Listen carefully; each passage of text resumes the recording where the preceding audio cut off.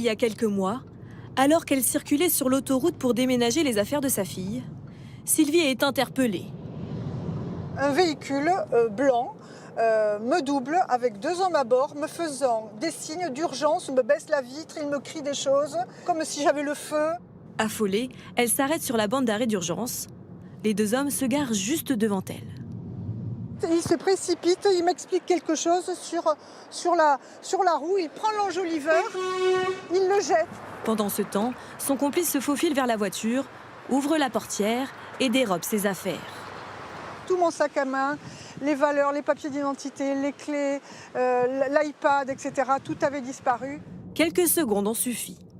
Sylvie a été victime de la méthode péruvienne, une technique de vol bien rodée, utilisée par certains malfaiteurs à la frontière franco-espagnole. Regardez ces images. L'homme en rouge détourne l'attention de ces touristes en prétextant un défaut sur la roue arrière de leur véhicule. Pendant ce temps, son complice se faufile à hauteur du van, se baisse pour ne pas se faire repérer et repart aussitôt avec leur sac. Même scène ici. Le bandit attire l'attention de l'automobiliste pendant que son complice vole ses affaires sans aucune effraction.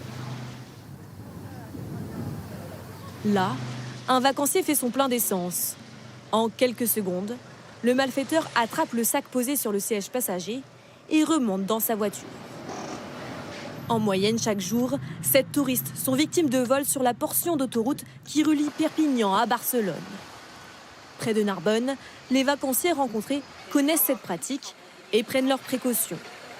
On dort sur des stations où il y a beaucoup de caméras et puis tout ce qui est sac à main, là on cache tout. Claire a échappé de justesse au vol. Je me suis arrêtée sur une aire d'autoroute et j'ai vu qu'ils étaient à plusieurs et donc j'ai pas baissé plus ma fenêtre que ça parce que j'ai eu peur que pendant que je cherche quelque chose, il y en ait un autre qui approche mon véhicule et qui parte avec. Les voleurs agissent très vite.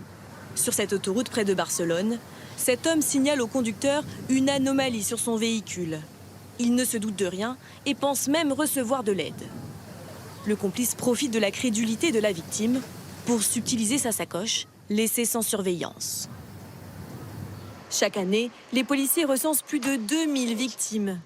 Devant l'augmentation de ces vols, une unité spécialisée de la police catalane traque ces malfaiteurs en Espagne.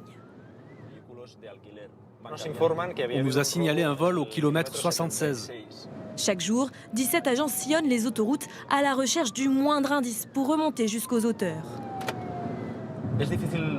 C'est difficile de les repérer, parce qu'ils se confondent dans la masse avec les automobilistes. La plupart des groupes qui opèrent en Espagne ont des véhicules de location. Ils changent de marque, de couleur, pour qu'on ait du mal à les identifier. Ils patrouillent et sensibilisent les touristes directement sur les aires situées à la frontière franco-espagnole. Car c'est ici qu'a lieu la majorité des vols. Que ça me rassure peut-être pas, parce que effectivement là j'y pensais pas, maintenant j'y pense, donc c'est sûr que ça va un petit peu m'inquiéter, mais bon, qu'ils nous préviennent déjà, c'est bien. La lutte s'opère aussi dans les airs. Hélicoptères, drones étendent le périmètre de surveillance. Chaque année, une centaine de braqueurs est interpellée.